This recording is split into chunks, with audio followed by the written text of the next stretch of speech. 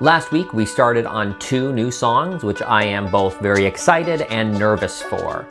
Let's talk about writing in unfamiliar genres. My name is Joe, and this is my writing journal.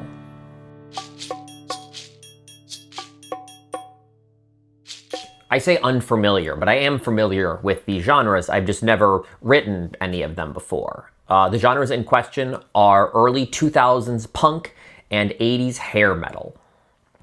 Now, usually when you're writing a musical, you stick to 1, maybe 2 genres so that the show sounds homogenous. It sounds like one complete piece.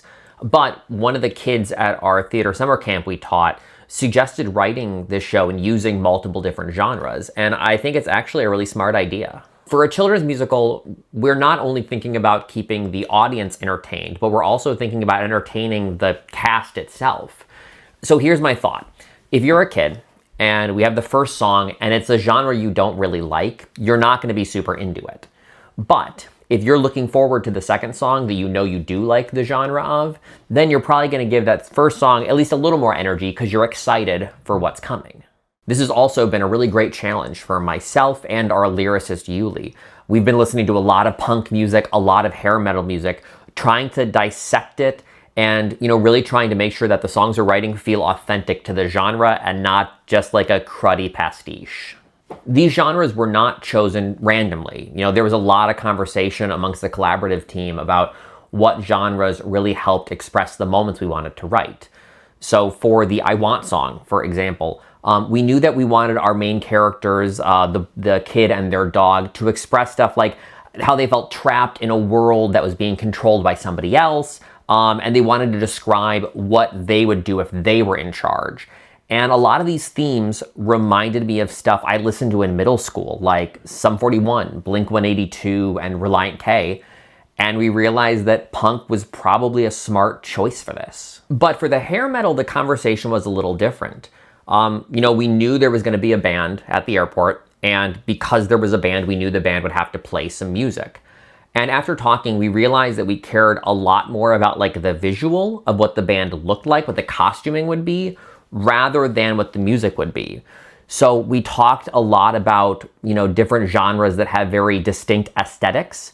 And I brought up 80s hair metal because that has a very distinct aesthetic to it. So we brought up a bunch of pictures of 80s hair metal and listened to a bunch of the music, and it worked.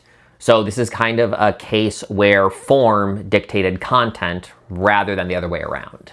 As of right now, we have a first full draft of the punk song done, and Yuli and I have some meetings this week to figure out and really finish up a first draft of that hair metal song.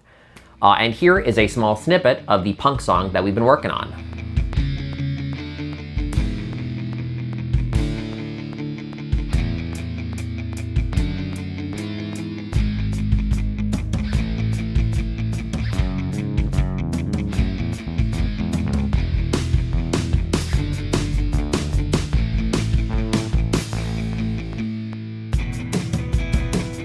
I'm still trying to figure all this out. Trying to figure out what this series is, what other videos I can make, while also writing the show I'm talking about and working on some other ones.